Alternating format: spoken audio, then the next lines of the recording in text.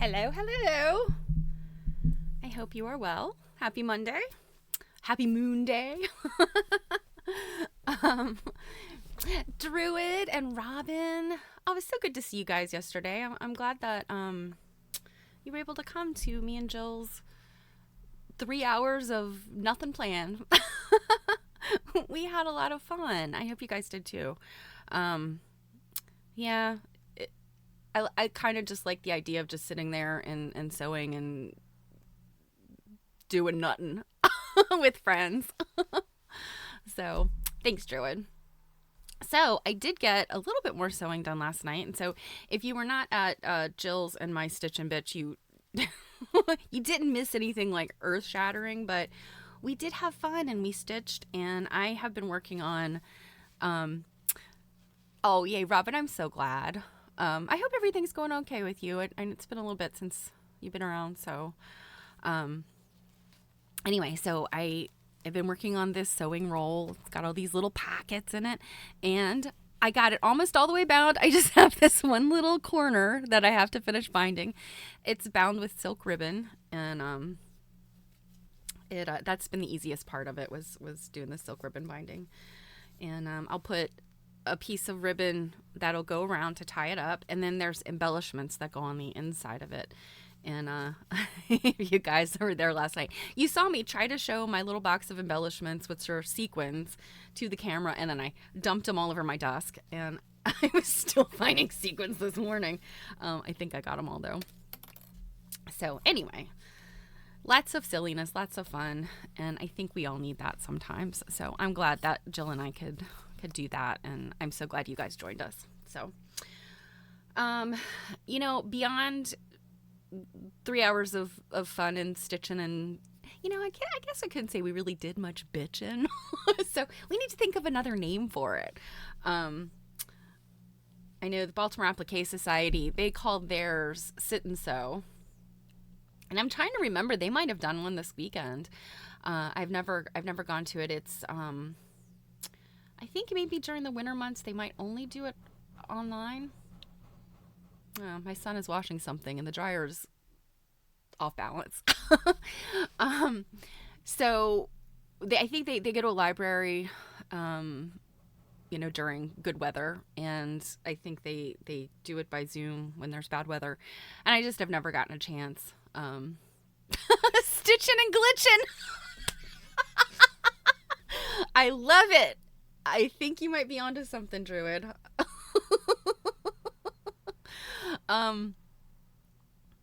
Yeah, I don't know. I feel like technology has just been a real pain lately. So when Mia was on with me and Jill on Thursday, when we did our co-stream for the Material Culture series, you guys know that I had technology issues. We got it squared away, but it took a few minutes. It was a real pain. And it was, horrifying, but kind of funny, but also horrifying. On Friday night was the AQSG Hangout, and that's a quarterly thing, so it's not, regular, but it's by Zoom, and I don't know, a lot of people will RSVP to it, and our friend Mia is the one who manages it and coordinates it, and she says sometimes it'll be 90 people registered for it, but then only a small fraction of those people actually show up. So and of course I've been guilty of that before, registering for it and then the night of being oh gosh, I had something come up. But anyway, I was a little bit late because I had there was traffic and I had to run an errand and things didn't go smoothly. So when I got back home and I jumped on, somebody had Zoom bombed. And if you're not aware of Zoom bombing, what happens, so apparently what happened was, if you go to Eventbrite, because they schedule, even though it's a free hangout, they schedule it through Eventbrite so they can track registrations and kind of do some numbers, metrics around that. And it's just easier to send out the the Zoom link and all that stuff through Eventbrite. Well, apparently there was this person that registered, and I still am not 100% sure how it happened. And Mia not recognizing the person's name, hey Sherlock, Mia not recognizing the person's name, I guess had let them in. And the guy was real sketchy. It was Guy, and kind of sketchy on camera, but I mean, Mia's like not gonna assume that there's not an AQSG member who is a guy that she's never seen before. There are several men who are AQSG members. In any event, long story short, he then invited somebody in who spoofed an actual member's name who was there, and then that spoof, and he was probably him. That spoof started displaying hardcore porn. And I mean, like, I'm no prude, but it was a little bit jarring when you're sitting there talking about quilts, and the theme was cornucopias. So people were sharing beautiful quilts that had cornucopias on them, myself included. I had one to show. And, stuff flashes on the screen that nobody wants to be seeing. And, of course, I look at the faces of the women that are in the, they're in the group, and, there's a lot of this going on, like, and that was a real bummer. But I mean, step back from that, and we complain a lot about technology, and those are the things that cause us to hate technology. People that will misuse it and just to be creepy weirdos. Anyway, so I feel like the past week has just been, a fool's errand of technology problems. And of course, our friend Mia always likes to. Thank you, Druid. I can always count on you. Yeah, Mia was able to get rid of him, and then she shut the thing down so that people had to come in through a waiting room, and she was able to not let him back in. So, but yeah, they're just icky people sometimes, and technology enables those people.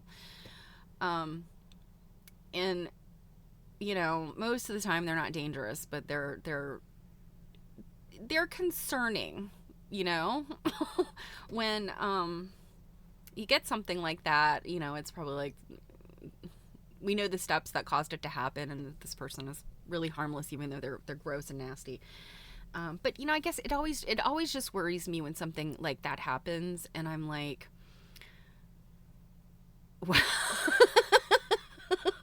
yeah, Robin, and that guy was one of those, and also we saw one of those a lot on the camera. Anyway, I'm not gonna grouse about technology, because I still think we live in a wonderful age. I'm so grateful for the abilities we have to be online and to have community and to look at quilts and to access museums and all kinds of wonderful things like that. And all that makes up for the crappiness of, horrible people most of the time. And whatever's going on with technology. I think sun flares most recently were a problem, and I wish I could keep blaming my problems on that. But I think that's yeah, I don't think I can get away with that too much. So anyway, what I was going to say, it would have been so much more. Yeah, absolutely, Robin. You're absolutely right. I think about through, from Mary Fonz and Quilt Nerd, through what Jill and I do with quilt nerding, through here, I have met so many wonderful people, and some of you stop by when you can, and some of you, well, Druid is my my ride or die here. And yeah, you guys make my life better. And I hope that this little teeny community, this little space I hold for you on Mondays and Tuesdays, or Mondays and Thursdays, makes things better for you too. Anyway, but the long story short, what I was getting ready to say was, despite our 3 hours of wonderful fun, stitching and glitching, in case you didn't know, glitch is the little character, the little Twitch character. He looks like a little sponge that's like, in the emojis. His name is Glitch. So Stitching and glitching is probably pretty good for Twitch. I'm gonna have to seriously consider that. But anyway, even though the wonderful 3 hours, the rest of my weekend was not particularly fruitful. And yeah, it's just, I think it's the holidays coming up. And, you know, Jill and I talked a whole bunch yesterday afternoon. I mean, you guys were there, about daylight savings time. And now that it's over, yeah, there we go. There's glitch. So I just think, like, yeah, the things getting dark earlier, and I'm a night owl. And so, you know, I feel like by the time I wake up and get going, like, it's getting dark in a few hours, you know. So I think all that kind of, like, that weighed on me this weekend. So today's a little bit scattered. I'll be honest. That I thought I would pick an easy thing for myself. And so we're going to look at the book Hands All Around, Making Cooperative Quilts. And I have my overhead camera, and I tested it. So fingers crossed. And then, of course, Lady of Godey's. We'll see. We have to finish up the Mary Had a Little Lamb chapter. And I don't think, you know, time-wise today we'll get to that last chapter. Even though the last chapter is actually, I think it's pretty short. Maybe a little bit. Nah, maybe not. So we'll see. We'll see. So I hope you guys had a wonderful weekend. And let me get things all squared away here. And I hope you guys are having some good times planning Thanksgiving. I almost feel like Thanksgiving, I love Thanksgiving. I love the food.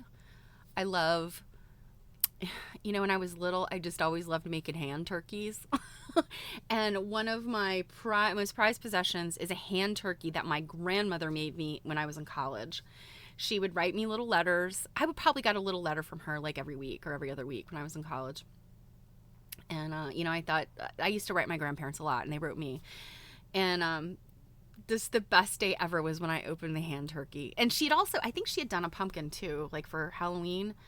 And she had just traced, I don't know, something round, probably a saucer. And then she'd drawn in the face and she colored it. My grandmother was so cute. So anyway, the hand turkey. And, growing up in Virginia,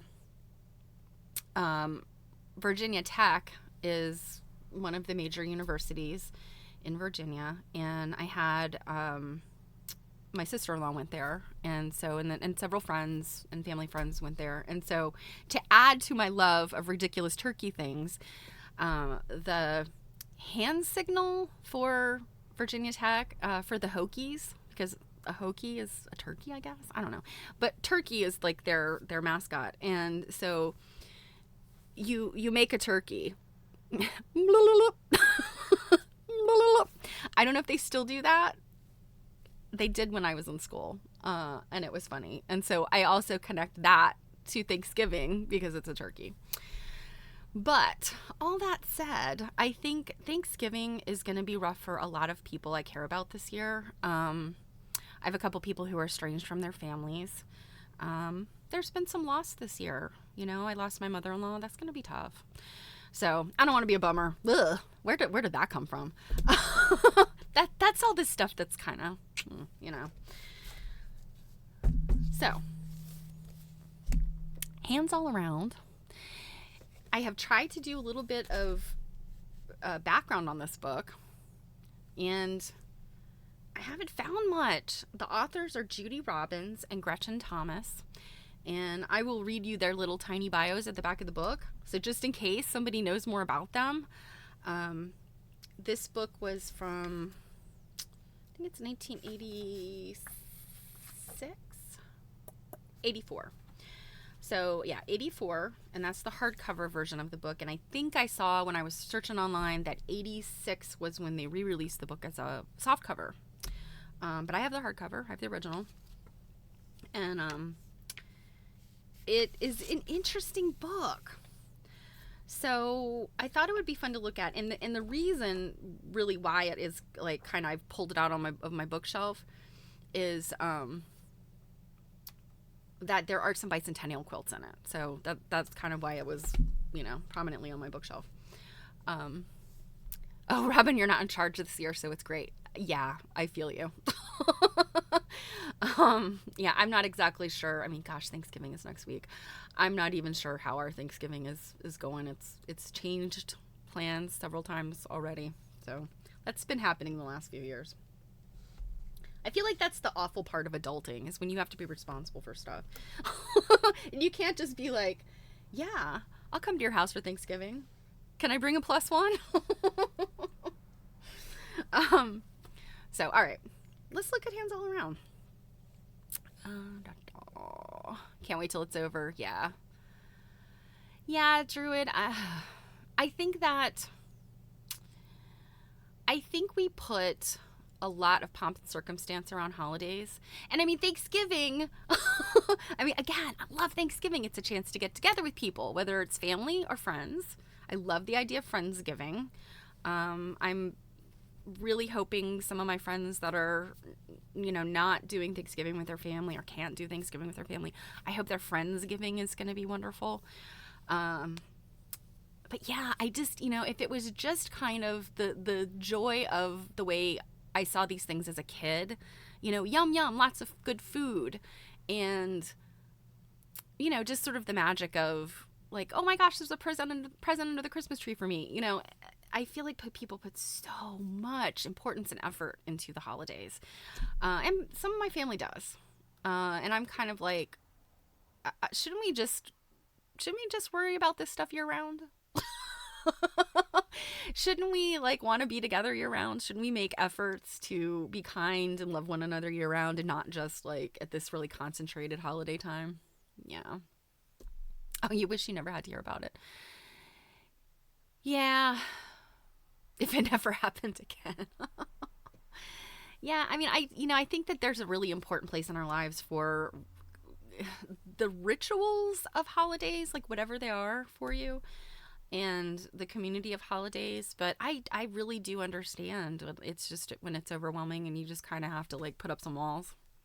I get it. So, New Year's, yep. Well, and New Year's is the chance to say okay, clear it all out. Absolutely. I got you. All right, let's look at this book. And of course I knocked my camera, so let me get it back centered. So this is the book. I don't know if you're familiar with this book. Really pretty sampler quilt on the front, I thought. So like I said, 1984. And let's look at, let me read you quickly about the two ladies that wrote this book, Judy Robbins and Gretchen Thomas. I did try to research them. Unfortunately, Judy Robbins and Gretchen Thomas are not exactly super unique names. I mean, the Judy Robbins I saw online may very well be this Judy Robbins. I did see a Gretchen Thomas also. Thanks, Sherlock. You know what they are? They are those half-cured gel nails. You can get them on, I bought these on Amazon, and they're stickers, and then you cure them under the UV light. So they're a little bit more durable than those press-on sticker nail things that you can get at the store. But yeah, this was a fun set. All of the nails are different. So okay. So Judy and Gretchen, I looked at pretty much everything I saw related to their names was about this book. And I think one of them may have written another book, I think. Yes. Maybe. Yes. No, it's not here. But I do think one of them wrote another book. In any event, I don't know where these ladies went. So Judy Robbins is a fiber artist, writer, teacher, and lecturer who designs and makes contemporary wall quilts and pieced clothing. She is co-author of Not Just Another Quilt. Okay, so she's the one that I had written before. A contemporary quilt pattern book also published by Van Nostrand Reinhold. Van Nostrand Reinhold is the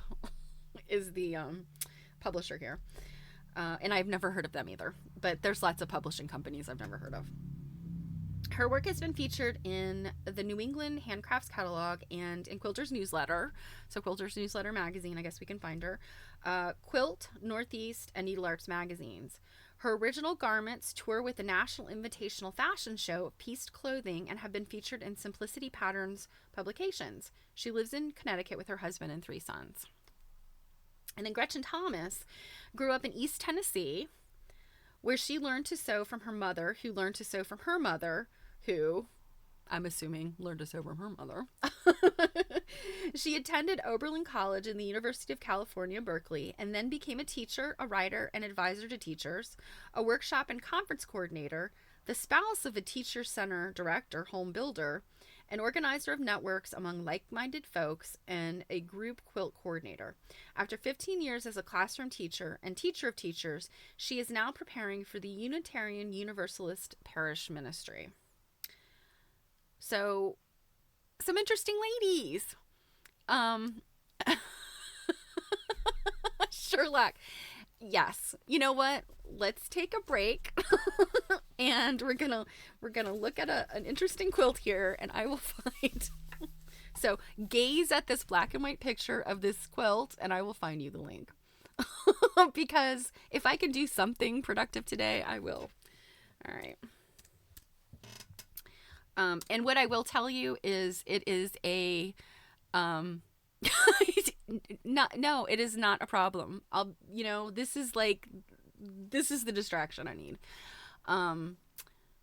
What I will tell you is that these nail stickers are they're a Korean cosmetic, and there is a cheaper brand out there that I have not yet tried. I think they end up being like $15 a set.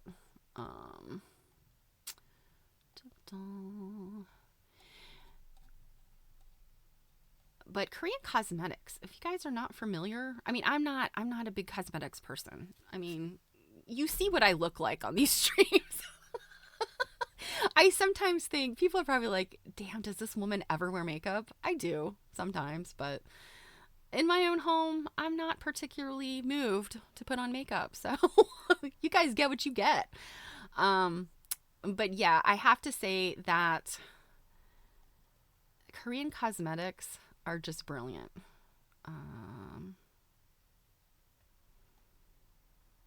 Okay. Let's see. So the brand is Ohora. These are actually the ones I'm wearing right now. So here you go. Ah! Hi, Jan. There you go. Okay. I love my Dancing Butterick lady.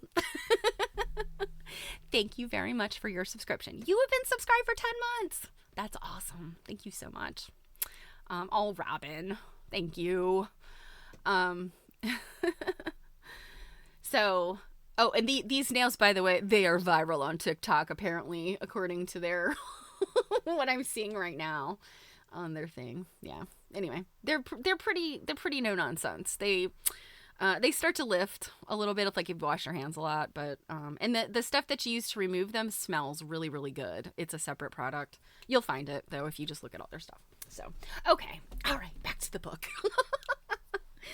So, let us look at this. I have not looked in detail. I've looked at the pictures. But there's a lot of interesting information in this book, and it's not it's not a super thick book, but there's a lot of interesting information in here. And I kind of think that this book,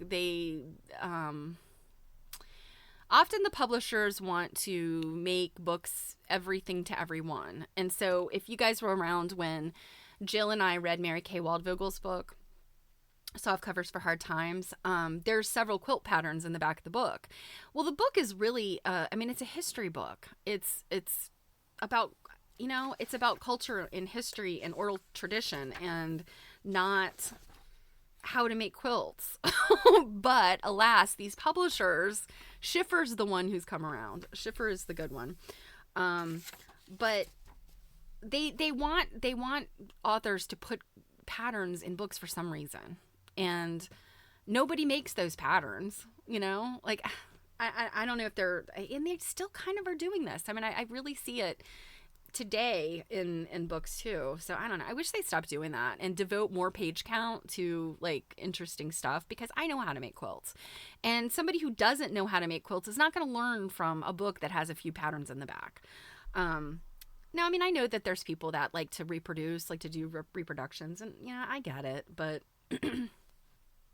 you know, this being everything to everyone is not always really helpful. So, all right, off my soapbox. So, they start off here, a sampler of cooperative quilts. Oh, and you know what? I wanted to look at the dedication too, because, okay, the dedication says, talk about hands all around. Last Thursday, when we were sewing the border strips on our quilt, it took 6 hands to maneuver the quilt through the machine. I smiled to myself as I remembered the title of your book, and that's Millie Dunkel. This book is dedicated to the quilters who shared their craft, their quilts, and their lives with us, and to the many others who have yet to discover the joys and satisfactions of making cooperative quilts. That's really sweet. I like that. So, a sampler of cooperative quilts. Special occasion quilts. And so to me, this sounds like, this is like making wedding quilts or baby quilts. And, I don't know. I'm trying to think. I definitely know there is a wedding, a family wedding I've been to. Oh gosh, and I'm trying to think. It might be my cousin, my dad's cousin. In any event, her mother was a quilter, and 6 hands. Well, I don't know. I mean, if you've ever tried to wrestle like a queen size quilt through a domestic machine, and they're sewing the binding, it very well might be. It might be that situation, 6 hands. But the wedding quilts, like, I know that at some point in my life, we have received the wedding invitation along with a fabric square with instructions to, write your name or sign your name or something, with the intent of a wedding quilt that had, it was almost like the wedding registry or something. Or not the wedding registry, the wedding, what is the book? The book that people sign, right? The wedding attendees, I don't know. But anyway, that was really cool, I think. And I think that anniversary quilts, a lot of times, the same thing. I haven't seen too many baby quilts that are cooperative, necessarily. I mean, baby quilts are small. But I don't know. They're referencing baby quilts in here. So, Green Acres Bird Quilt is what this is. Okay. House quilts, historic quilts, and quilts that tell life stories. I think that these are probably, it looks like all of the names here are from different places. So Dayton, Washington, to Cuesta, Florida. Oh, what is happening here? Okay. I see what's happening here on my computer. Boo, his computer. I think I'm still okay as far as, yeah. It looks like there's a lot of places, to Cuesta, Florida, Kensington, California, places that have made quilts depicting houses, Dayton historical homes. I see the guest book. Thank you, Robin. Did I say I'm a mess today? And they're listing other ones in here too. Oberlin, Ohio quilt, 74. Yeah, I mean, some of these like are kind of bicentennial-ish. And, I've seen some of the bicentennial quilts have, the historical homes. It was, kind of like the history of the town kind of thing. Yeah, that's kind of interesting. Ooh, okay. These are the bicentennials. So this is the Oberlin quilt. And then this is the Boone Bicentennial Sampler. Look at that. That looks very different than, say, this kind of sampler.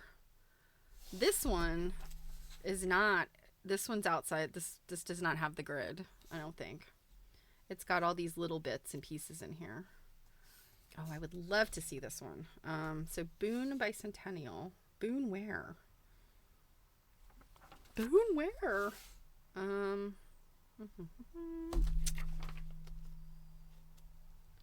No, it's not.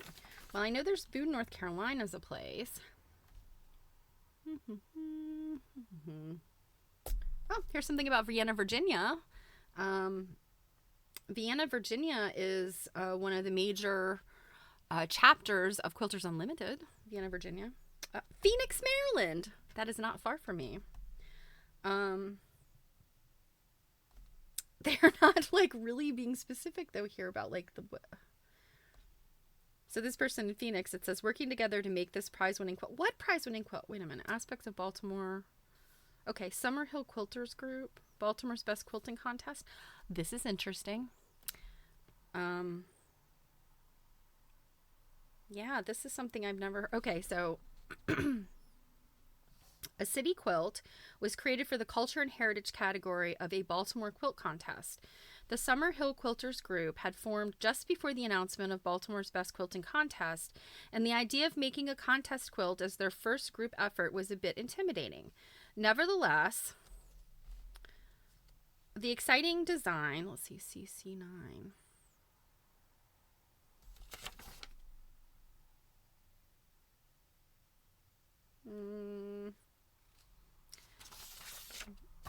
C9. I'm wondering if that means the color pictures.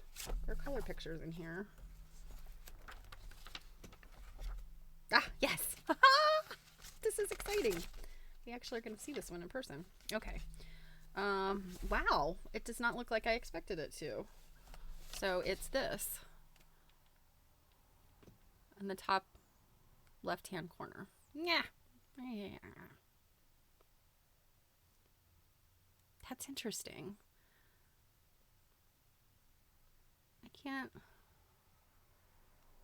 I see some things. I see the Baltimore Shot Tower. I see crabs and fish. I see what looks like Federal Hill. I see boats. I see what looks like Fort McHenry. Oh, I see lacrosse. I see Sunbonnet Susan and a horse. Sunbonnet Susan. Black-eyed Susan. So there's a Boone, Iowa. Okay. Well, let me see if any of these list this Boone quilt. You know, this is another thing, another bone I have to pick with book publishers is what they choose to show as an illustration, what they choose to show in color. Hey, Mod Art. Yeah, so I'm not seeing that one. Okay. Well, I'm going to have to look this one up and figure out what this Boone Bicentennial Sampler, where that comes from. I'm sure if I read all of the text here, it's in here. It's not jumping out to me.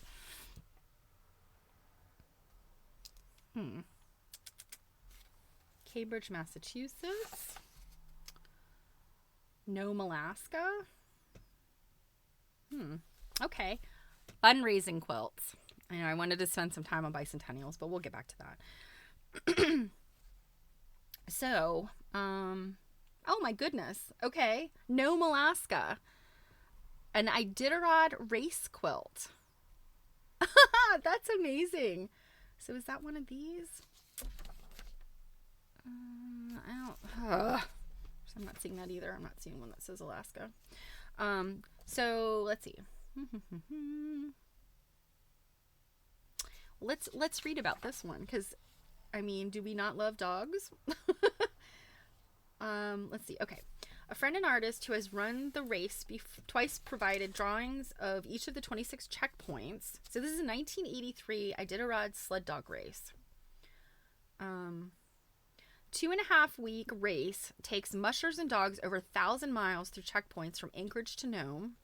It seems fitting that a quilt made to document and benefit a race should itself have become a race to the finish. Oh, that's interesting. Okay, let me read this section. This is something... I don't know anything about the Iditarod other than I know it's dog race, you know. Dog, like a good kind of dog racing. not the kind on a track where they run around and chase a rabbit. So, a friend and an artist who's run the race twice provided drawings for each of the 26 checkpoints. We farmed out squares to anyone who could take them. This proved to have a few drawbacks, but we had no real disasters. As we were continuing merrily onward, we learned there were actually 28 checkpoints that year.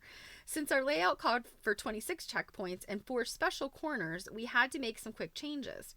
Just when we'd settled on a solution, by this time the front runners were well on their way to Nome, it was announced that one of the checkpoints had been destroyed by bears and would not be used. Oh no!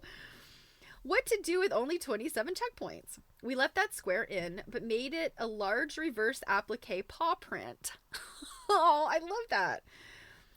For the 2 extra squares, we chose first a map of Alaska showing the trail route with the names of the previous winners, and then for the last, the name of this year's winner and his official time. In the borders are the names of every musher, 69 of them, who left Anchorage. Mushers who scratched along the way have a thin red line embroidered through their names. Oh, so if they gave up. Our plan was to have the quilt ready to be auctioned at the Mushers' Banquet, usually held the 3rd evening after the first musher arrives in Nome. Weather for the race was ideal, and the mushers moved along at almost record pace. We prayed for blizzards, but none materialized. So the only time you pray for a blizzard is when you're running the Iditarod.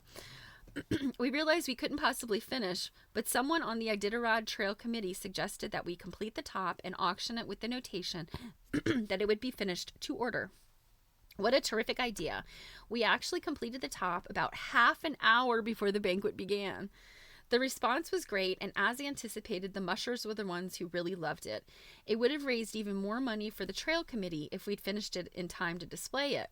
We had fun, we learned, we made some new friends, and we contributed in our own way to the last great race. Afterwards, we were asked if we planned to make a quilt for the next year's race. Our immediate response was a resounding no, but we soon found ourselves discussing what another quilt might look like and what we'd do differently. I love that. That is so great. Okay.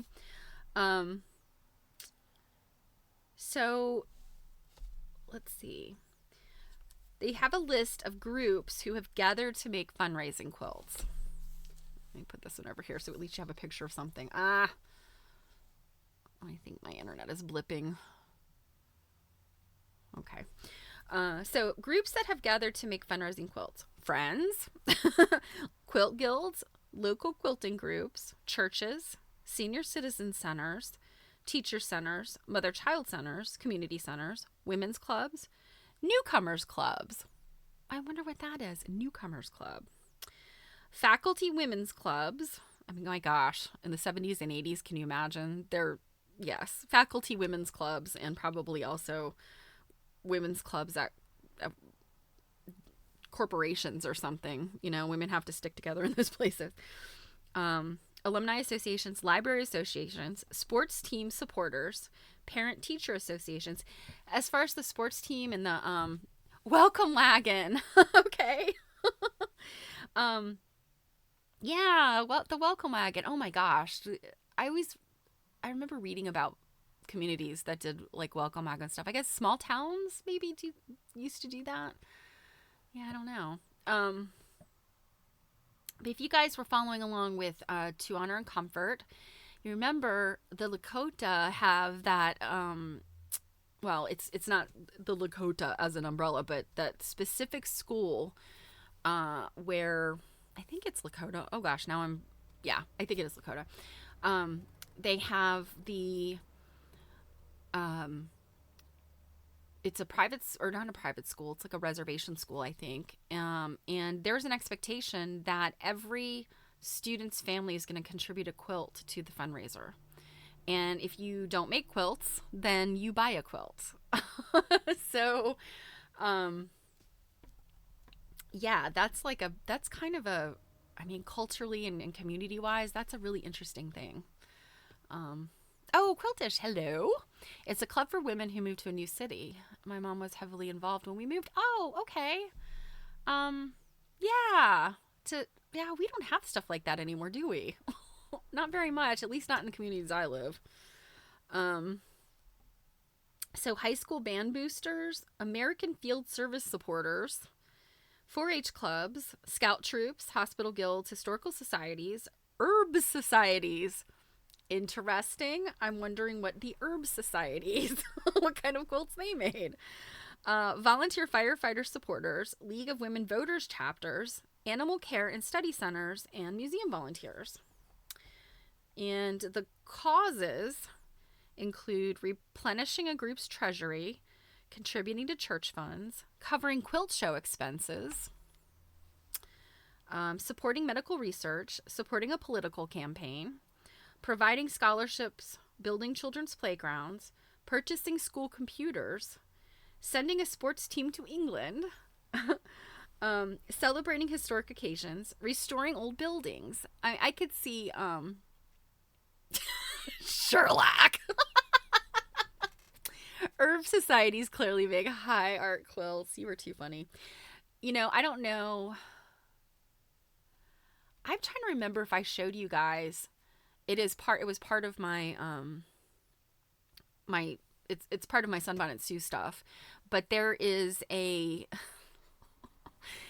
this little booklet from like 1969 or 1970. It had to have been 70 or 71 because it references Richard Nixon, and it is about cultivating marijuana, and the image on the front of it is a Sunbonnet Sue watering, like with a watering can, watering a pot plant, and they call her Mary Jane Superweed instead of Sunbonnet Sue. So yeah, the Herb Society, you don't know what they needed to raise funds for. So celebrating historic occasions, restoring old buildings. I feel like that's like historical society kind of stuff, right? Building new buildings, promoting a museum store, planting trees, protecting birds and marine mammals and their habitats. Okay. Yeah, I mean, these are all things that I think are definitely worthy causes, and I mean, we see things like this. So this like flying machines. If you can see this very well. I don't know why I can never get this. We've got a space shuttle. Space station, satellite. I don't know what that is. What is that? A lunar lander? I don't know. I've seen that before. It's a lunar module. Yeah. That's a satellite. A blimp. Helicopter.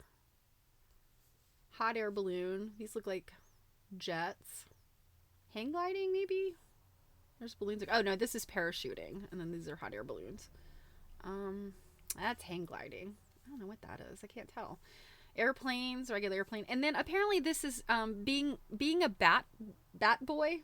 Because this is hang gliding. Like that's legit. This apparently is make your own wings and jump off of a cliff. We need more quilts with satellites. Indeed we do.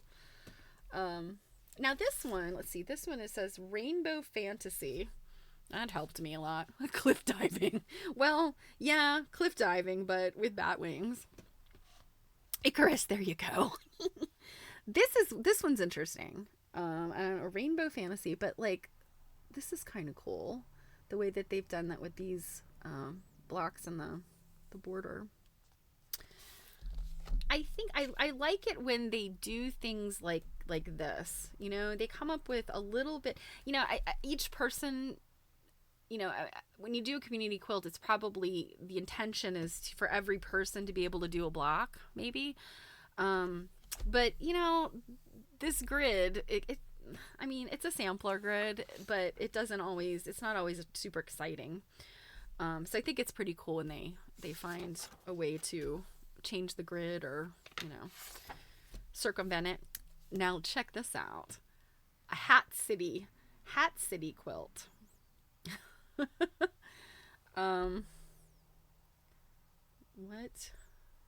see. The Hat City Quilters of Danbury, Connecticut have used their Hat City quilt to publicize many of their activities.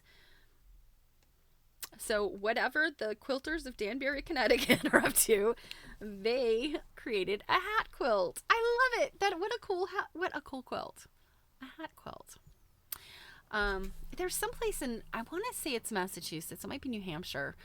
Some time back, I was following a quilter who she got she was awarded the opportunity to make, like, I don't know, some sort. I'm assuming it was like a bicentennial type of thing, but it was specifically for this town, and it was going to be, hung in the library, and it was going to be, used to promote this, whatever, this anniversary of the town. And it was a place where they had made combs. And so the quilt featured combs of like all kinds of different, it was the coolest quilt I have ever seen among many. But I thought, what a cool thing to highlight something like intensely about a place versus doing, the sampler of the buildings and all the things. So this one, the Bowers Museum quilt, was originally made to promote displays at the museum and the museum store. Yeah, so there's things. Oh my goodness, look at this one. I love this. A weather vane quilt. Look at that. Look at all those different weather vanes. And weather vanes are interesting because, I mean, these look like they're kind of detailed, like in different colors and things. But, think about a weather vane. You see it up in the sky with the light, the sun behind it. It's just kind of in shadow. It's just a shape. What an amazing applique opportunity that is. And yeah, those are very cool. Social concerns and message quilts. Now, that's a big deal. We see those very, very frequently at QuiltCon and in many modern quilt guilds. They make, saying something about a cause. And at QuiltCon this past year, there were a number of quilts that were, talking about gun violence. And the Best in Show quilt was about gun violence. And it was very, very impactful. I'm trying to think. I don't think I saw it before the award ceremony. But I did go to the award ceremony because one of our friends won an award, Amy Pabst. But yeah, when they announced the Best in Show last, and when they showed it, I was like, oh, wow, this is pretty amazing. If you haven't seen it, just Google it and look at it. It's, QuiltCon 2024 Best in Show. All right, so social concerns and message quilts. So this is 1984. 1984. I mean, that, or 1985? What did we say? 84, 85? Yeah, 84. Gosh, what was happening in 1984? I was 11. Thank you, Sherlock. Yeah, I'm trying to think. Like 84 I was in 6th grade. There was stuff going on, I know. But all right. So since 1982, a growing number of groups across the US have been making peace quilts. What was happening in 82? I mean, let's see, Vietnam was over. There was stuff going on in the Middle East. Yeah. Okay. One of the first of these was constructed by 35 Boise, Idaho citizens whose professional, social, spiritual, and political affiliations varied widely. Oh, into the Cold War. But okay. So, I mean, in 82, I mean, I guess, yeah, that makes sense. Yeah. 84 was kind of a big deal of a year when it was like nuclear war loomed large. I remember my husband and I talking about, as Gen Xers, what was it that, like, was kind of like the big ugly umbrella of our childhoods. For my son, it was, 9/11, and he was luckily out of school before some school shootings, although he was still in school, when there were some really bad ones. He was in high school. So those are the kind of things that kids are dealing with now. But yeah, I guess we were dealing with some of that too. Ugh. Yeah, Berlin Wall. So the Berlin Wall came down, and was that 89? I was in high school. I know when it came down, it was a big deal, a big dang deal. I think, kids today don't quite understand. Like I don't think they can wrap their head around something like that. Yeah, I mean, all of us who were old enough, to remember it happening and understanding the impact. Yeah. Looks like a lot of these peace quilts were delivered to Soviet embassies. Oh my goodness. Okay, well, let me keep reading then. See what they say here. Okay, so Boise, Idaho citizens. Now, this is interesting where they say professional, social, spiritual, and political affiliations varied widely. Could you get that to happen now? Do you think that you could just gather up a cross-section of our communities and get them with their varying backgrounds, social, spiritual, political affiliated? Do you think we could do that now? That would be difficult, in my opinion. I don't know. Okay. These people came together in order to address the question of what ordinary individuals could do to avert nuclear holocaust. Okay. Yep. This is exactly what it was.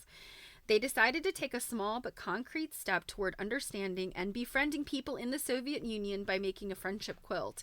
Since quilting is a traditional American art form, and because they were reaching out in friendship to Soviet citizens. The Soviet embassy in Washington, D.C. helped them send the quilt to the Soviet Women's Committee, which found a permanent home for it in the town of Alytus in Lithuania. Wow. Okay, I had no idea. Some members of that original quilt project have joined with others to make the Boise Peace Quilt an ongoing effort. They presented another quilt to the people of Hiroshima, in August 1983 on the anniversary of the bomb blast. Wow. And are also collecting nominations for peacemakers who will receive an honorary quilt.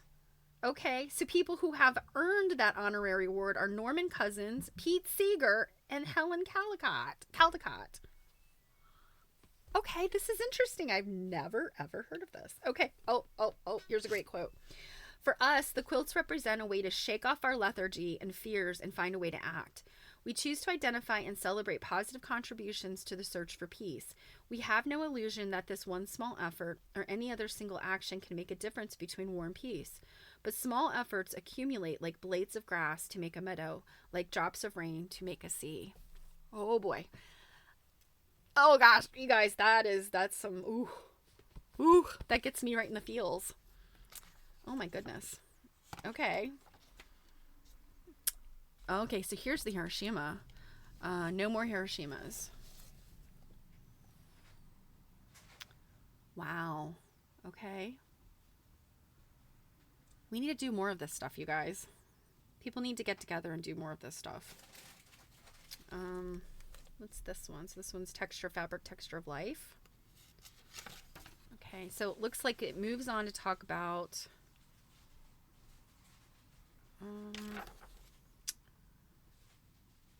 so threatened endangered species. Okay, here's an interesting one. The Glastonbury, Connecticut Peacemakers, a quilting group affiliated with the Greater Hartford Quilt Guild, completed their service project for a town-operated home for elderly men after learning of the home's need for new blankets. Wow. I'm wondering, this might be a good book to read. You know what I'm saying?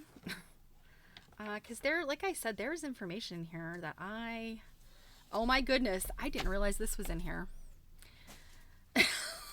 Now, okay, here's a community quilt that was not about fundraising or doing anything good. It was about trashing Sunbonnet Sue. It is really interesting to me that they put this quilt in here. So, if you're not aware, this quilt is The Sunsets on Sunbonnet Sue. It is made by the Seamsters Union Local number 500 in Lawrence, Kansas in 1979. And this was featured in my Sunbonnet Sue Study Center. And the purpose behind it was really just to say, we are tired of Sunbonnet Sue. We absolutely hate her. We're gonna go ahead and find many ways to do away with her. And some of them are really funny. The one I love is the Sunbonnet Sue eaten by a snake. And there's the Sunbonnet Sue-shaped lump in the middle of the snake. That one's hilarious. Um, some of the other ones are kind of like bothersome today. The suicides are not. They make me very uncomfortable. And I'm the kind of person who's like, live and let live. Like, get over yourself. But there are some things that are definitely like, through today's lens, can be, kind of triggering. So that this quilt is one of them. Also, I guess, what was it? One of the space stations or the satellites or something fell and hit. So I guess it's a satellite. Also, 3 Mile Island was featured on here. And 1979 was right when 3 Mile Island happened. And it's like, too soon, ladies, too soon. I mean, it's funny in how awful it is. So, okay. Religious symbols quilt. Now that's interesting. Let's see. I'm not seeing where that one must have been for like a church or a community group.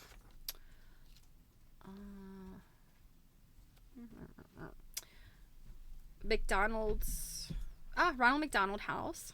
There was a quilt for them. In 25 cities across the U.S. are Ronald McDonald houses. One woman's decision to contribute a quilt to the Milwaukee, Wisconsin house led to much wider participation by many quilters throughout Wisconsin to provide quilts for all the beds in the house. So that's pretty cool. Let's see. What are these? The Hecht Wedding Quilt. Lower right. That's this.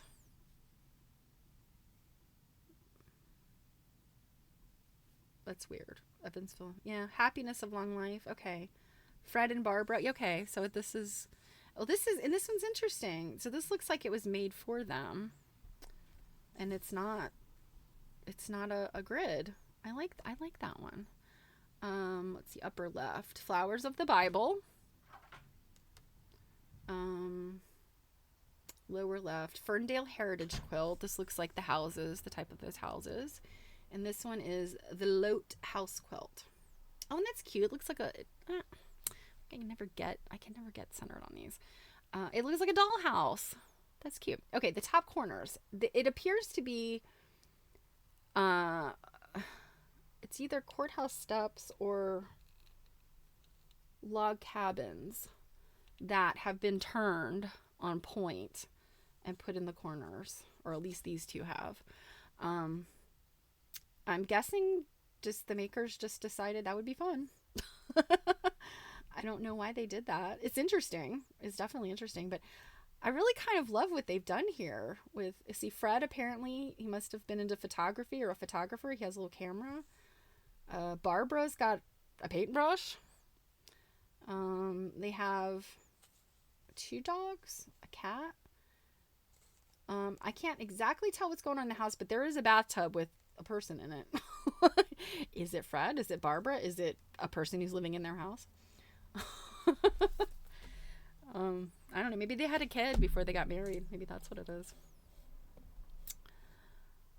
Okay. Oh, look at this. Okay, this is a bicentennial quilt. The squatter.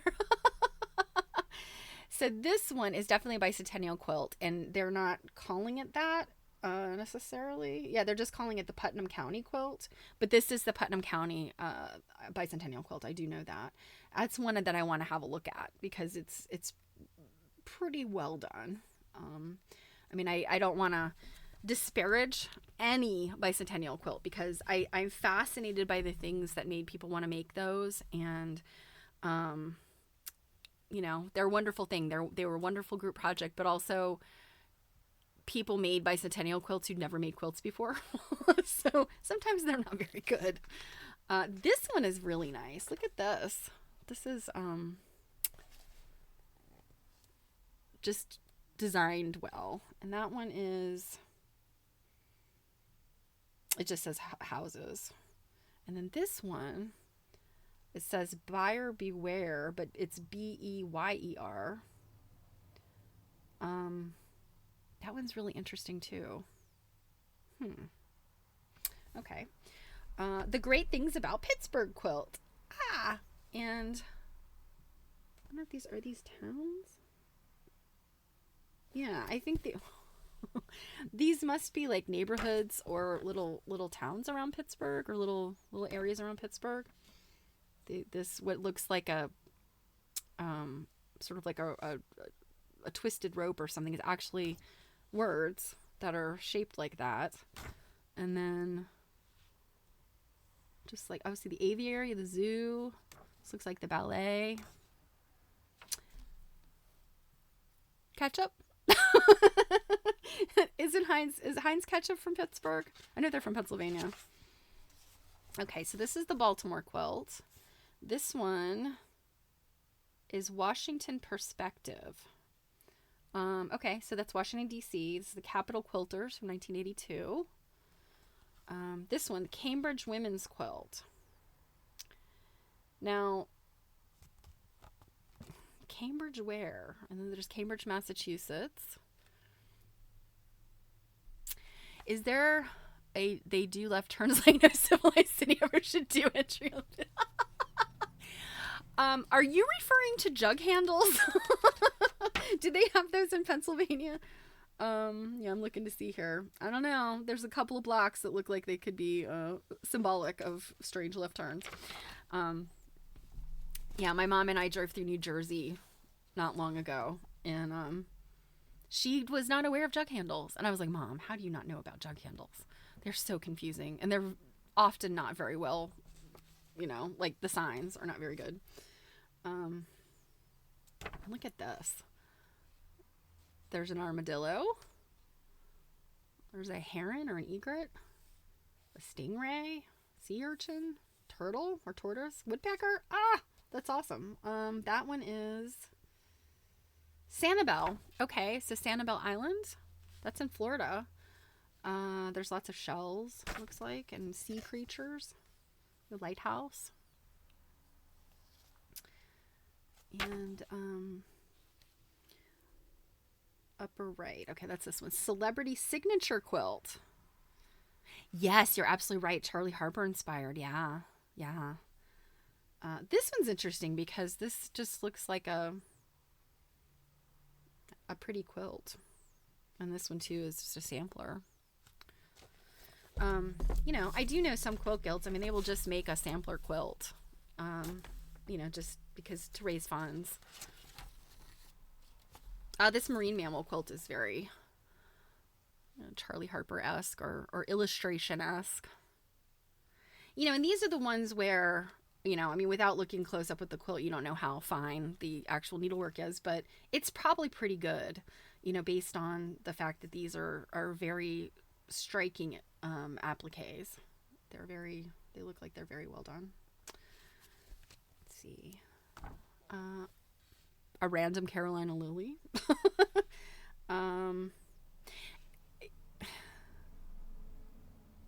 They're doing this in like a weird counterclockwise way. They don't start with the same corner every time. So Carolina lily. Oh, actually it says Caroline lily. It's a Carolina lily though. Mono Lake quilt. I've heard of this one. Chaplin Elementary School. No. Chaplin Elementary School. And then Teachers Centers quilt.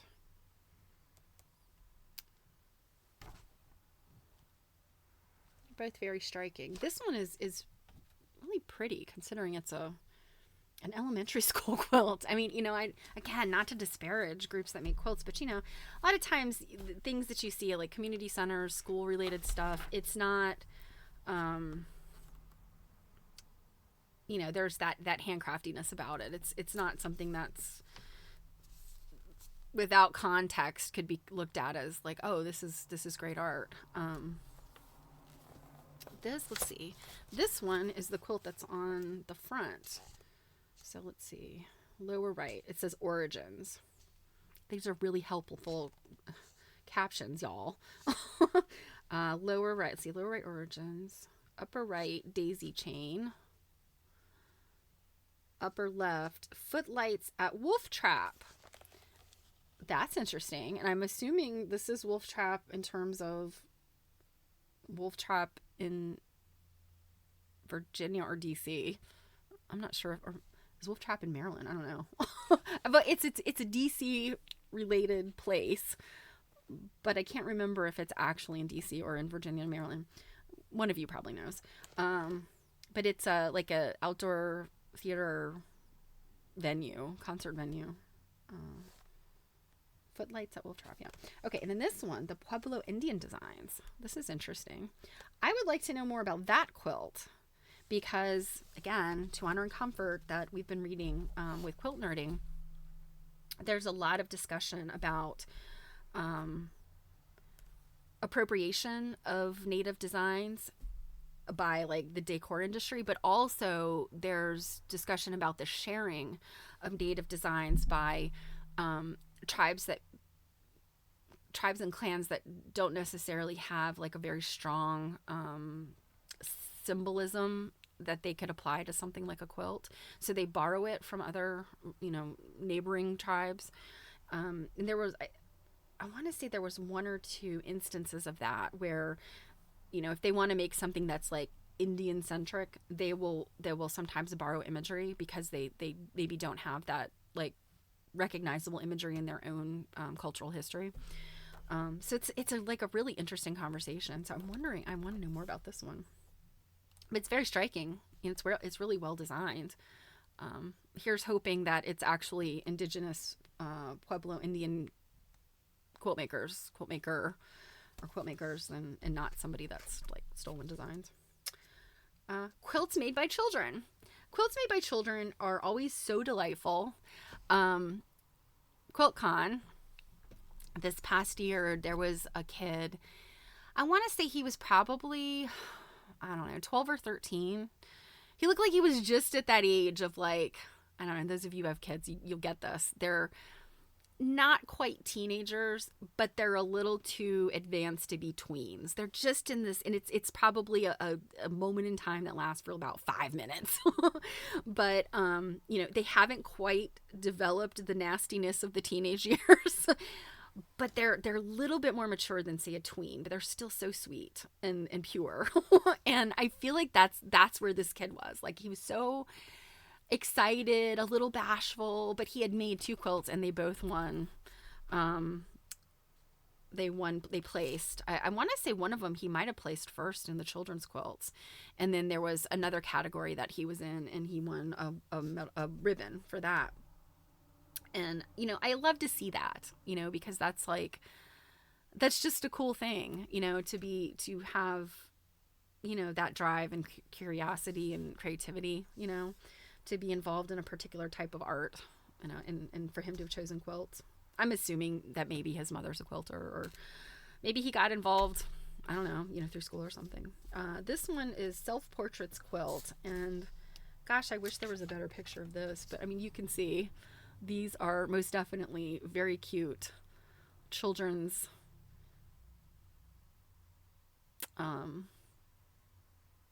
they're discerning what they themselves look like. And that's always interesting,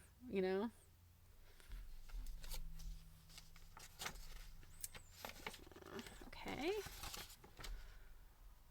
What is this one? This is the Ben Franklin quilt. Okay, so this is... Okay, this was a bicentennial. Let's see. So Quilt Club coordinator. Okay, so this was a woman who retired from work as a librarian and Quilt Club coordinator at a Queens, New York inner city school. Jean Linden had made 22 quilts with her elementary school students. Some of these quilts have been exhibited at the Department of Education in D.C. The Ben Franklin quilt was the school's contribution to the 1976 bicentennial. Oh, very cool. And this is a unique one. Since our school principal strongly resembles Ben Franklin, gosh, I hope it's a guy. Can you imagine if it was a woman? Mrs. Principal. We really feel like there's a very close resemblance to, one of our important forefathers. Since our school principal strongly resembles Ben Franklin and was willing to come dressed as Ben for the occasion, we built our bicentennial celebration around Franklin himself. Our quilt has 3 types of needlework, in red, white, and blue, and is united by a pieced patchwork design called the Trail of Benjamin's Kite. So I'm guessing that's this pieced yeah, okay. So they're calling this the Tale of Benjamin's Kite. An applique block. Oh, so applique blocks to show Franklin's roles as a printer, cartoonist, patriot, and scholar.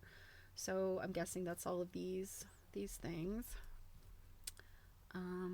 Cross-stitched maxims from Poor Richard's Almanac were chosen by the children and stitched through graph paper. How do you like? Fish and visitors stink after 3 days. That's always a good one. That's right there.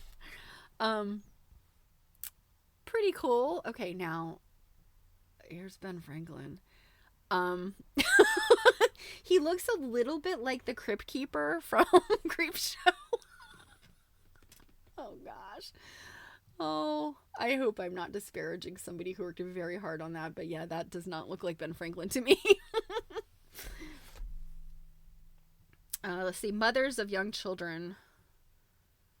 Oh no, is that something else? Yeah, this is Connecticut Elementary School. Okay, so that's a different quilt. Okay, so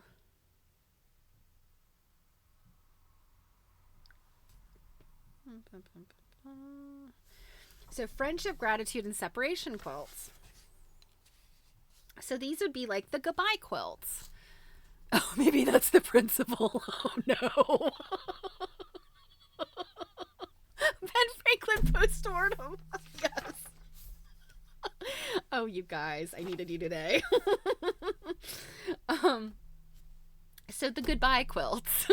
These were so very common, back in the day. I mean, we find, oh gosh, there's lest I be forgotten. There's a whole book about these friendship quilts. I could picture where it is in my bookshelf.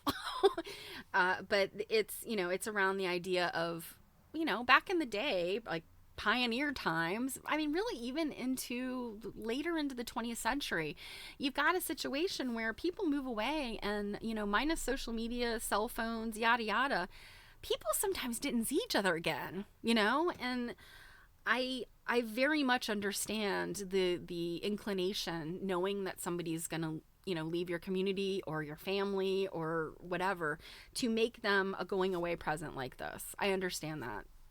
I very much get that. And, to commemorate your friendship or them being a part of your life. Let's see, there's also teachers, I've seen people make quilts for their children's teachers.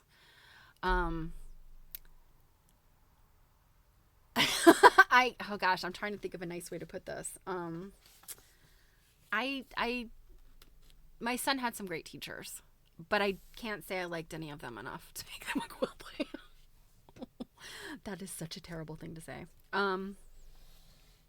Okay, Bunce Family Anniversary Quilt, Jim Payne's block. So apparently Jim Payne, for whatever reason, Kearney and Trecker, Milwaukee. So I'm wondering if he worked for this company, or is this a major company in Milwaukee? I've been to Milwaukee, but I don't know much more about it than that. And then the Bunce Family Anniversary Quilt, Sarah's block. So Sarah drew the happy couple. Very cute too. Okay, so let's look at what they say about designing the cooperative quilt. So you have to decide whether you're going to do patchwork or applique. And I see Sunbonnet Sue is mentioned again. To open protest, we're sick of Sunbonnet Sue. So patchwork versus applique. And then selecting fabric. Now, see, this is interesting because let's see. 100% cotton, pre-washed. Different cotton fabrics. Today's almost unlimited selection of fabrics can cause some problems for quilters. Well, yeah, because cotton does not sew very well to other types of fabrics, and other types of fabrics sometimes don't sew very well to each other. Okay, so Kearney and Trecker is the largest machine tool supplier in the world. Okay, that doesn't surprise me that it's in Milwaukee. I'm wondering if then of the Bunce family, whoever Mr. and Mrs. Bunce are, I wonder if one of them worked for that company. It's interesting. I mean, and certainly if we had this whole quilt in front of us and could ascertain, I mean, we could probably find these people no matter what, but that's kind of, I think, what's fun about these quilts is, given no other context other than perhaps names. So we know these people's name was Bunce. And we have some names. We have Jim Payne and we have Sarah and we have this. We can we can figure out, like, did whoever Mr. Bunce is, did he work for this? Or was this like major, like what was it about these people's lives that this was important? Jim Payne's like, I work for Kearney and Trecker and it's the most important thing. I'm gonna make my quilt blog about Kearney and Trecker. Yes, I've definitely never liked a machine tool company well enough to make a quilt. Yeah, I agree. Although, have you seen the John Deere quilts? John Deere has its own fabric. So, but yeah, so this is interesting about fabric. So beware, although the use of wide variety of fabrics in a quilt can add to its originality, some of these fabrics present problems, as we know. Stretching, fraying, they just don't want to work together.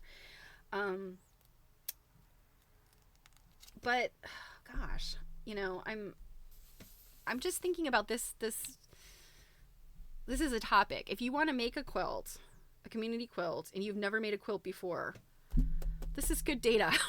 And I mean, I certainly think there are definitely these instances where quilts are being made by people who have never made a quilt before. Personalizing blocks. Oh, okay. I'm loving the Iditarod quilt. So let's read about that one. So this is Stephanie Barnett, who I think was one of the major contributors. Many personal touches crept into the quilt. For instance, the McGrath block. I'll give you guys something to look at. The McGrath block was designed by a woman whose 35-year-old husband, oh good lord, whose 35-year-old husband had recently died of a heart attack. In previous years, he had been part of the Iditarod Air Force, where volunteer pilots who fly the trail to drop off food return dropped dogs to Nome or Anchorage and spot mushers along the way. The airplane in the block is his colors, his number on the tail. Oh, that's very sweet. It's sad though. In another instance, I was working on the Anchorage block after the first mushers had arrived in Nome. Mushers are housed by local people, and one of my mushing guests, Susan Butcher, was looking over my shoulder as I worked. When I realized that my block needed a musher on it, she suggested, give it number 3. That was her number. She then selected fabric for the parka, and I completed it by giving the figure long braids. She was delighted, and everyone who looks at the quilt says that's Susan Butcher. Now that's sweet. Hand versus machine sewing. Designing an applique quilt. So they say one scene or many. Ideas for pictures. So let's see. This is a person who says, let's see, whether your quilt is designed block by block or put together in sections as a single scene, you will need a source for pictorial ideas for your appliques. We believe such sources are all around us, especially in our ordinary lives. Julie Morrison from Glen Falls, New York also found this to be true. In 1976, I was given a friendship quilt. 12 friends each designed an applique picture that reflected some special experience each person had shared with me, learning to ski together, taking our children to the kindergarten bus, helping at Head Start. The amazing thing is, 2 of the women do no sewing, and only 2 of them had done any quilting. The quilting stitches are those of beginners, but the designs are priceless to me. Oh, that is so sweet. Here's references to Virginia Avery and Jean Ray Laurie books. Let's see. These are all friendship block pictures. Look at this. Oh, I don't know if these are Raspberries? Yeah, so these are supposed to be raspberries, and look, there's some type of raspberry bug. I wonder what it looks like these are made out of some type of, like a plaid fabric. I'm wondering if it's, I don't know. Looks like they're stuffed or something. Oh, look at that. It's a ball jar. I don't know if that's going to show up very well, but that's cool with flowers in it. How pretty. Oh, wait, here's something. Working with the talent in the group. Everyone in your group has some talent to offer, and we have often found that design problems can be resolved by the group as a whole. This process works best when you have shown some faith in the project by bringing your ideas and a beginning sketch to the group. No one appreciates a helpless Hannah, helpless Hannah, who expects others to completely lay out her block for her. On the other hand, if you want help or need advice on your design, be sure to present it to the group while it is still roughed out and easy to change. If your block already looks finished, people will be reluctant to suggest renovations. Renovations. Oh, look, drawing problems. For many of us, our drawing careers ended in early elementary school. So what have they provided here? Let's see. The key to designing applique pictures is simplicity. Reduce your drawing. Final drawing should look like those in preschool coloring books. Okay. To this end, we would like to encourage you to try 3 things that have worked for others. 1, helping one another through using the talent in the group. 2, working out your own designs with the help of an artist, a teacher. And working with mechanical copy aids. Xerox. The saltiness. Don't make it our problem, Hannah. It don't come in too late to fix anything. Yeah. You know, it's so funny, like how, oh gosh, all the books that we've read, particularly with quilt nerding, and, you know, some of them I've read here, where people just talk about like, yeah, I really wanted to make this like a community thing, but after the others would leave, I'd have to take out all their stitches and redo it. There's a lot of quilters that say things like that. So these look like they have that same... Now, oh, these are flowers of the Bible. Okay, so these are flowers of the Bible. These are more of those houses. These are really cute. They're very, this one especially, is very folk art looking. Very cute. Working with visual aids. Even without professional help, you can do a great deal yourself. Can you imagine people like going, oh, we're going to have somebody design this quilt for us versus doing it themselves? Okay, so these are Star of the Sea blocks. Very interesting. I wish these were in color. We're all control freaks. Yeah, you're right. But you know, I was thinking about that this morning, you know, as I'm thinking about this research I'm doing into these community quilts, and I myself don't necessarily want to make a community quilt. And I was thinking to myself, you know, when have I done a group project where it worked out well versus when have I been in a group project that didn't work well? And you know, I'm just trying to think. Like I work very well as an individual contributor. That's kind of my strength. But projects, like I've never worked on a collaborative quilt project other than I have submitted a block that was included. Sam Hunter, if you might know who she is, she's a modern quilter. I think she's in Oregon, and she did a quilt. I want to say it was not this last quilt con, it was the quilt con before. I think it was the one that was in Atlanta.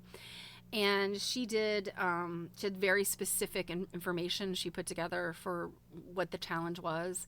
And we had to make, I mean, it was a very small block. It was like 5 by 5. And, you know, we were all individual contributors. We sent our blocks to her and she did the final layout, design, and construction of the quilt. So that's something I like really well. I can get behind that. Like, you know, I want this from you. And Stephanie will say, yes, let me do that for you. But yeah, working in a group, I feel like when you get more than like 3 people together, it gets much harder. I think every time you add a person to a group, it gets like, it starts to like, you know, I don't know if it's tenfold, but it starts to double a little bit. It starts to get harder, I guess. And, personalities kind of get in the way, and people's behavioral styles, because I've actually done a lot of work in my training days on, behavioral styles in communication. And, you get the people that are bossy who are going to be like, I'm going to take, control of this whole project. I'm going to be the leader. And then you got the people that are just like, oh, I never want to rock the boat. I'll just, I'll do what they tell me. And that's never a good recipe for a project, I worked really probably it was my first major career. I worked under, it was in retail, but it was like big box store kind of retail teams. And I worked for a man who was brilliant about putting people together. He hired a whole bunch of people. We were all pretty young, and he put us through like a training program, and we were kind of evaluated like on the fly. And what he learned, he and his assistant learned about our personalities and how we work together and what our strengths were. It was never about like, you're bad at XYZ, so we're going to make you do this. It was really about like, what are your strengths and how can you contribute? Like, what is the thing that you can contribute to this team? And he just brilliantly put people together. And I would say that I learned so much in 2 years under that man. Really, I mean, that kind of set my career going.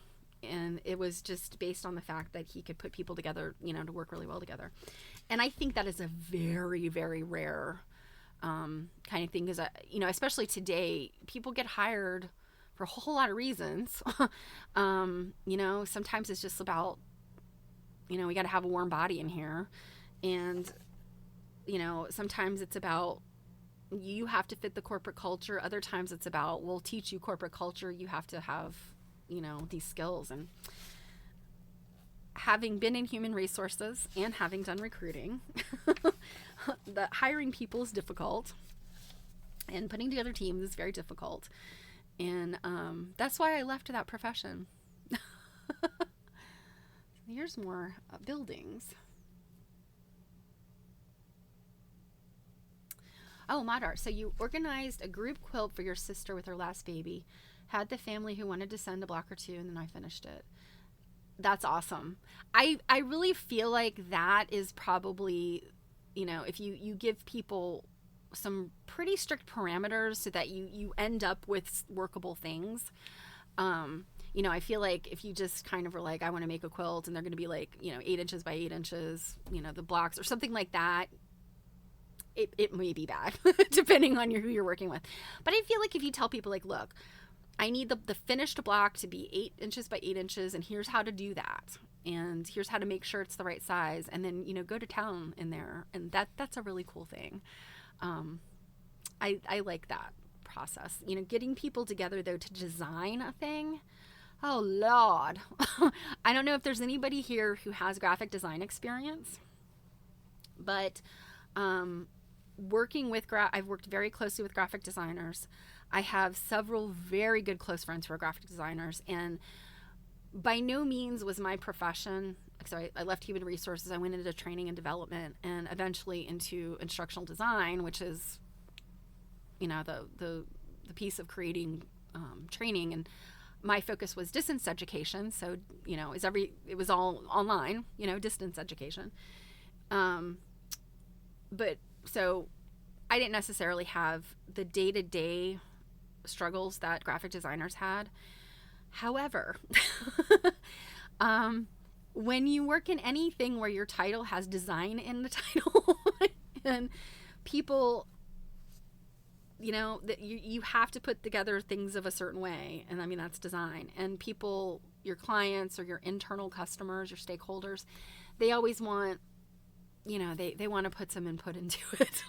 And those are the situations that would drive me absolutely batshit crazy in the corporate setting. And it's why I really struggle in a corporate setting. The longest I have ever been in a corporate job, like sitting at a desk in a cube farm, has been 4 years. I have not managed to break 4 years. And it is because of these situations, these projects where, you know, nobody is necessarily in charge, or the person in charge isn't doing a very good job, or they're a micromanager, or, you know, and then all the individual contributors are problematic, right? So I did not intend to complain about everything today.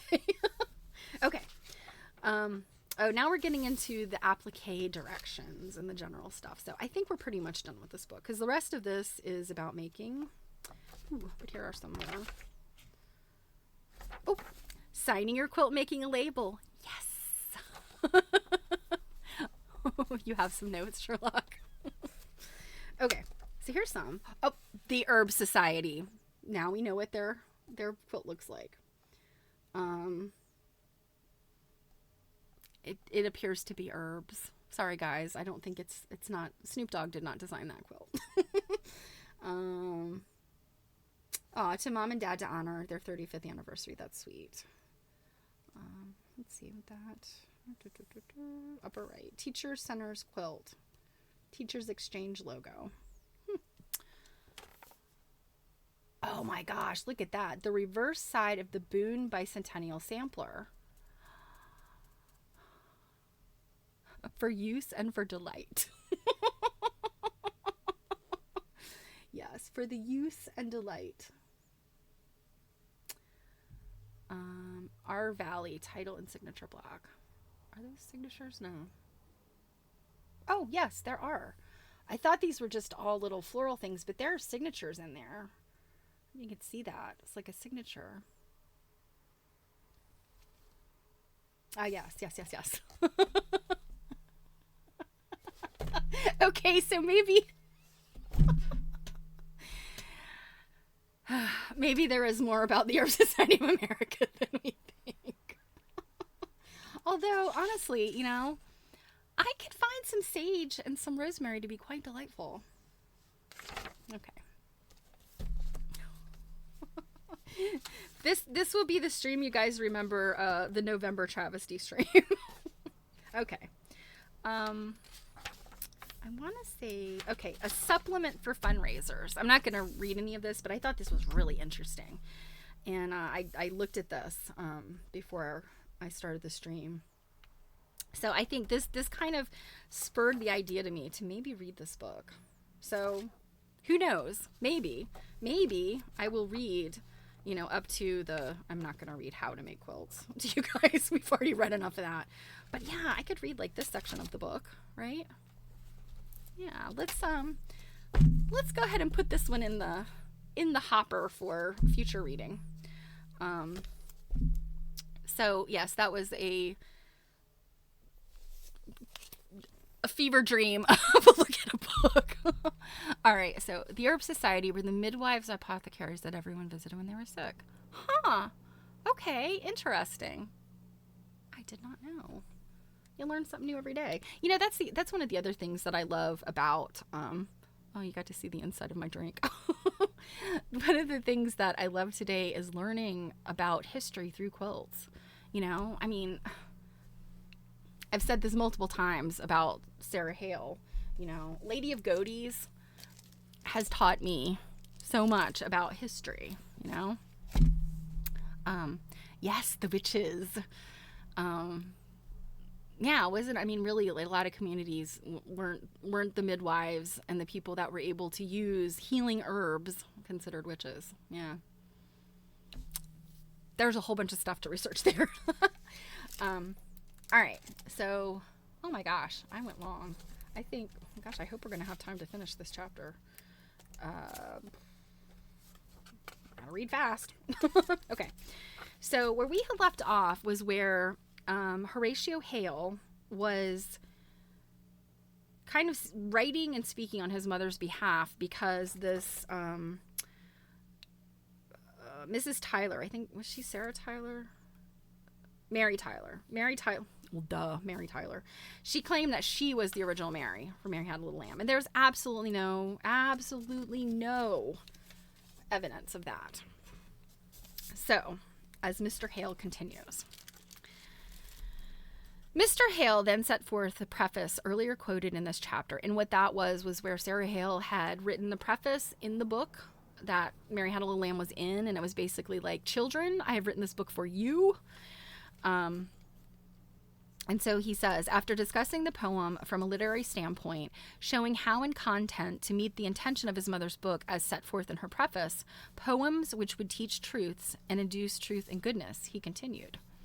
With regard to the story of Mrs. Tyler and young John Ralston, it is certain that Mrs. Hale knew nothing of it until many years after her poem was published. On this point, I may adduce some letters written at my mother's request in the year 1878, the year preceding that of her death. In October of the former year, a letter was received by her at her home in Philadelphia from a lady of Boston connected with a popular periodical, informing her of an impression existing in that city that the first 3 quatrains of Mary's Lamb were written by a Mr. Ralston about the year 1817, and asking for the real facts to be embodied in an article on the subject. One of my mother's children, at her request, replied in the following terms: Your courteous letter of inquiry addressed to my mother, Mrs. Sarah J. Hale, relative to the authorship of the poem known as Mary's Lamb, was duly received, but my mother has not been well enough to reply to it. If you remember, like, she's getting this notification. I claim to be the Sherlock. You guys.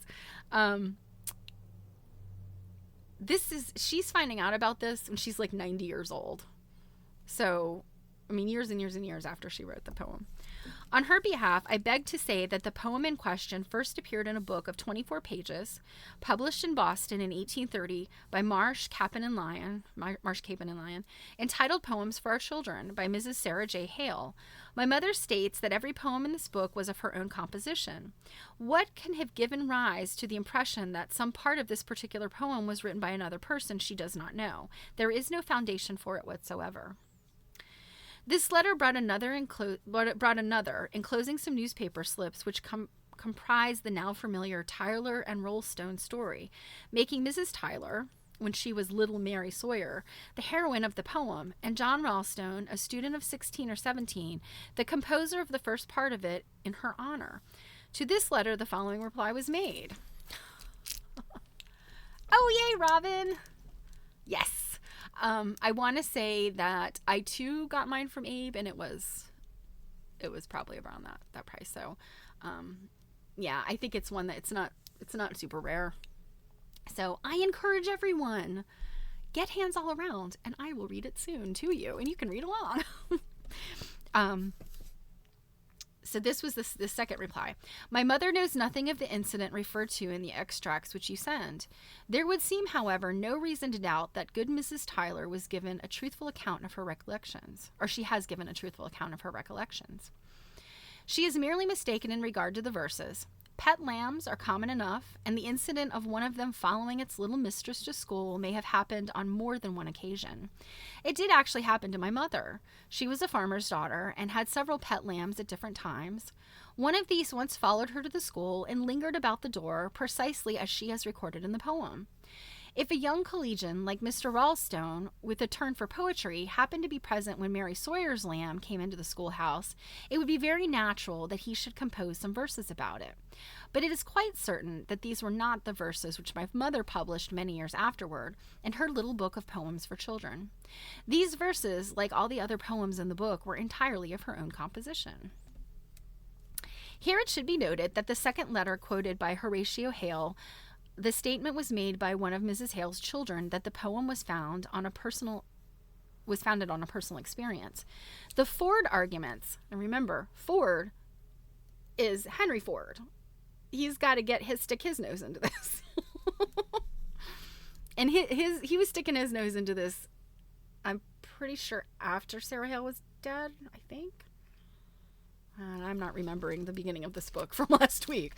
The beginning of this chapter. In any event, Henry Ford, mind your own business.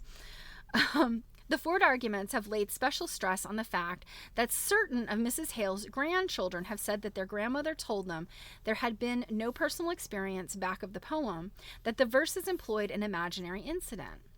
Were this definitely established, it would afford no evidence that Mrs. Hale was other than full author of the poem.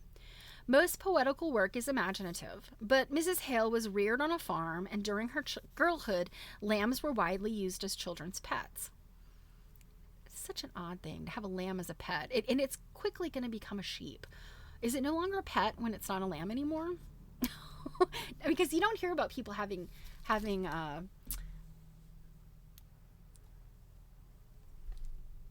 oh yes, Robin, thank you.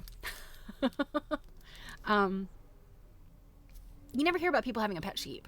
It's always just a lamb, and they don't stay lambs for long. Okay.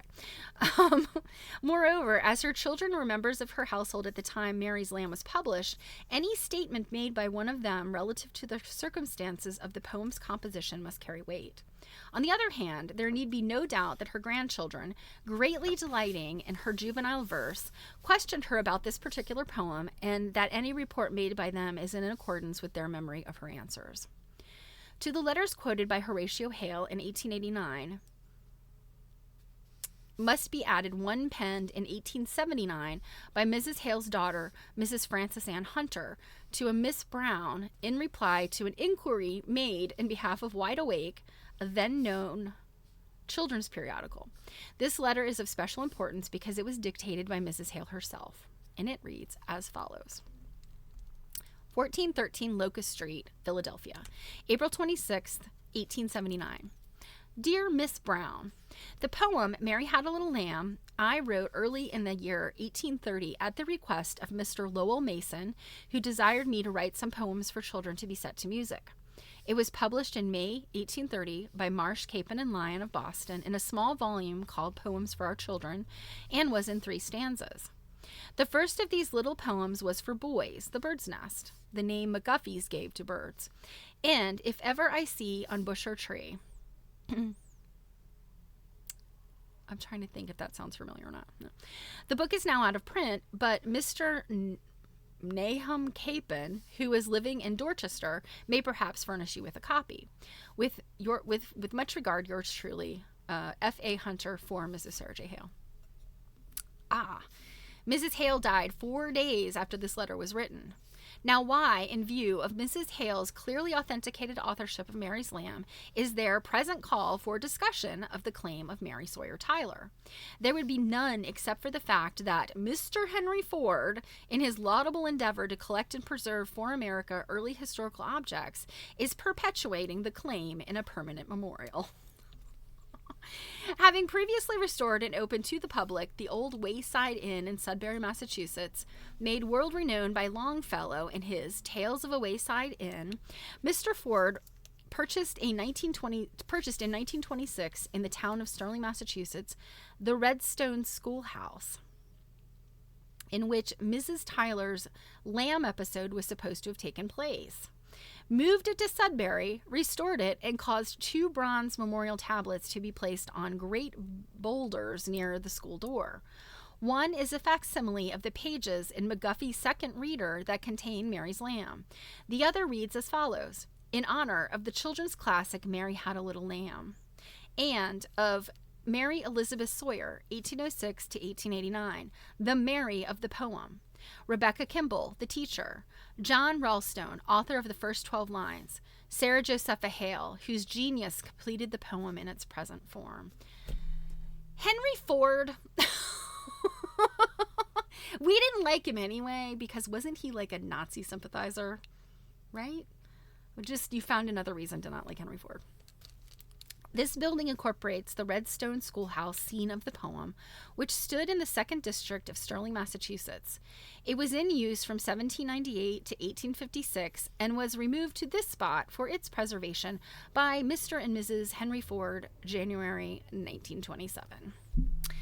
Thousands of tourists from every state in the Union visit the Wayside Inn every year, see the schoolhouse, read the tablets, and in many cases buy from the person in charge the little book of 40 pages called The Story of Mary's Little Lamb, as told by Mary and her neighbors and friends, to which is added a critical analysis of the poem. Published by Mr. and Mrs. Henry Ford, Dearborn, Michigan, 1928. Why were the Fords so garbagey? Is it like when people call their dogs puppies, even if they're geriatric? I don't know. Do sheep necessarily have the personality that dogs do? I mean, I love a pupper. And yes, absolutely. Even very old dogs are very sweet puppies. But I don't know. Do sheep have the same, like, I don't know. I've never owned a sheep.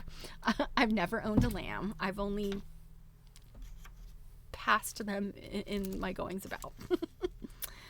The booklet reprints in an expanded form an unsigned article, The True Story of Mary's Little Lamb, first published March 26, 1927 in Mr. Ford's magazine, The Dearborn Independent. I did not know that Henry Ford had a magazine.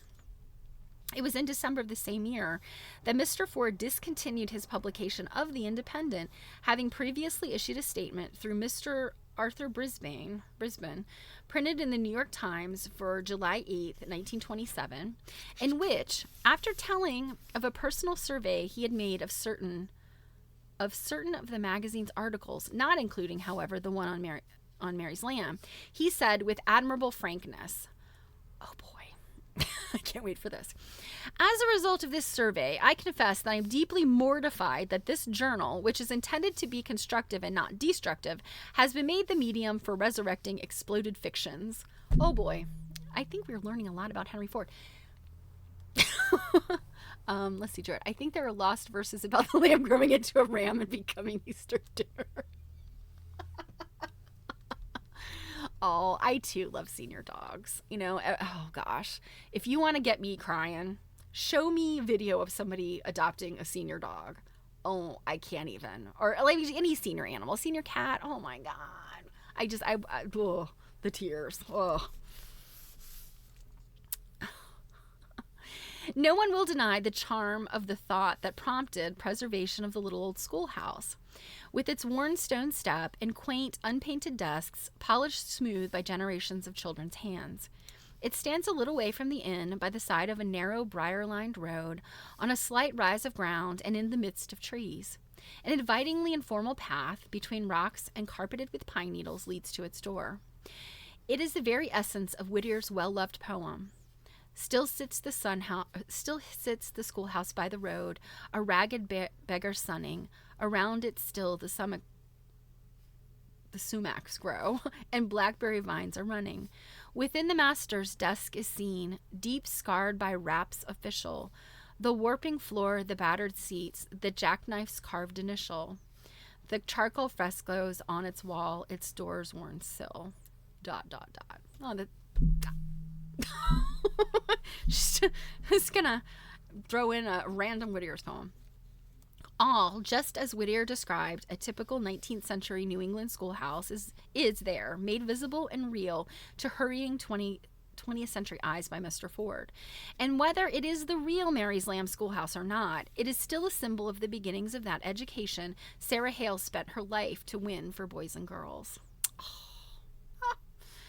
One of the specially stressed arguments made by the Ford booklet in support of Mrs. Tyler's claim concerns the circumstantial atmosphere with which Mrs. Tyler told the story of her lamb. That in March, with its usual lambing season, a lamb born on her father's farm proved a weakling, that she begged to be allowed to try and save it, and that it was given to her, and that she took it into the farm kitchen, warmed it, and fed it hot milk and catnip tea provided by her mother. That the little creature thrived, became her special pet, and followed her about the farm, in one instance following her to school, and that it lived some 4 years in all, bore 3 offspring of its own, including 1 pair of twins, and came to an untimely end, gored by a cow. So the lamb did indeed grow up, grew to be 4 years old, and had 3 offspring. Something tells me that when this lamb was a full-size pregnant ewe, it was not frolicking about. Yes, it did take a turn, am I right? Ruth Finley, she can find some crap to tell us. Yeah. Oh, the poor sheep. And why? Why would the cow do that? Okay. This story is sufficiently reasonable.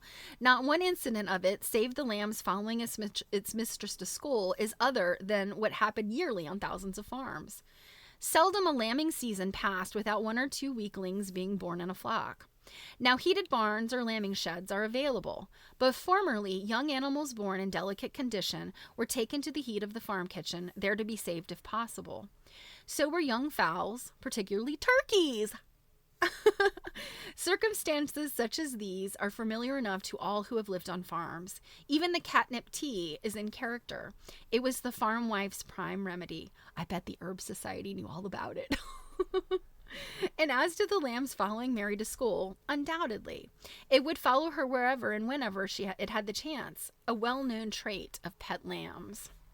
Surely there is no reason to question either the possibility or probability of Mrs. Tyler's story, up to and including the arrival of her pet lamb at school. This is starting to get very forensic.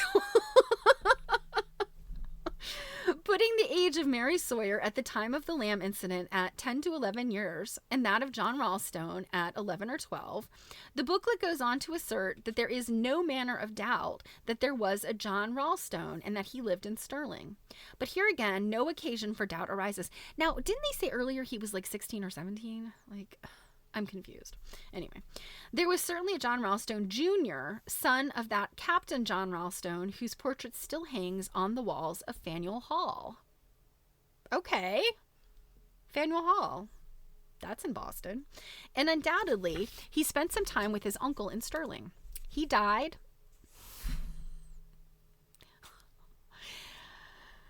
He died a freshman at Harvard on February 20th, 1822, age 17. I do believe that they did mention early in the chapter that he did pass away. That he had an unusually attractive personality is attested by the fact that soon after his death, a 16-page tract was printed in Boston by one John Cotton Jr., entitled Tribute of Affection to John Ralston Jr. Yeah, I'm sorry, Sherlock. I'm just going to start issuing a, trigger warning. Anything that Ruth Finley writes is going to be suspect. Okay. Yeah, I don't think that we're going to finish this. I got a lot of pages to go, guys. I was not paying attention to the time as we were looking at Hands All Around, so I think I'm going to leave it there. This goes on to talk more about John Ralston. Yeah, it's interesting. It seems to go on quite a bit about Mary Sawyer and John Ralston, so we'll learn more about them later. Oh, you're meaning for Ruth, not you.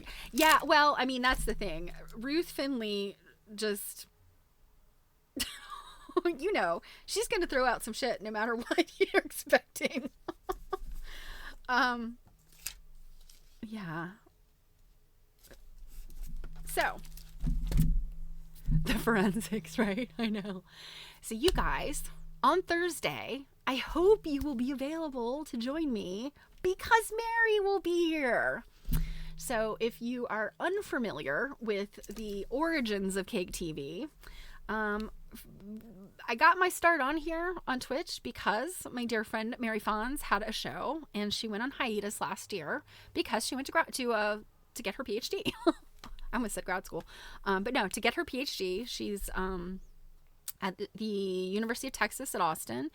And she is going to be starting her fall break. Sherlock, I assume maybe you too are heading into fall break season. And she has said she will be here tomorrow because she doesn't have like 8 books to read this weekend. So, yeah, if you guys have anything you want to ask her, please, please, please do let me know. Yeah, fall break's awesome, right? I'm trying to think, like, what did I ever do on fall breaks when I was in college? I do not remember at all. So that must have been a blip, honestly. But yeah, I don't know what we're gonna do yet. Certainly I'm going to make her tell us everything. But just to have something sort of structured, if we have questions for her, I'll have a quilt prepared maybe to talk about and study. But you know, anything can happen with Mary because she's very much fun. So, yeah. If for some reason you can't make it on Thursday, I will make sure I get that video moved over to YouTube ASAP, post haste. So you can either watch it here on Twitch or you can watch it on YouTube. So I am going to move along and finish this last 2 inches of binding. Sorry I didn't get to the rest of this chapter. I really was positive we would finish.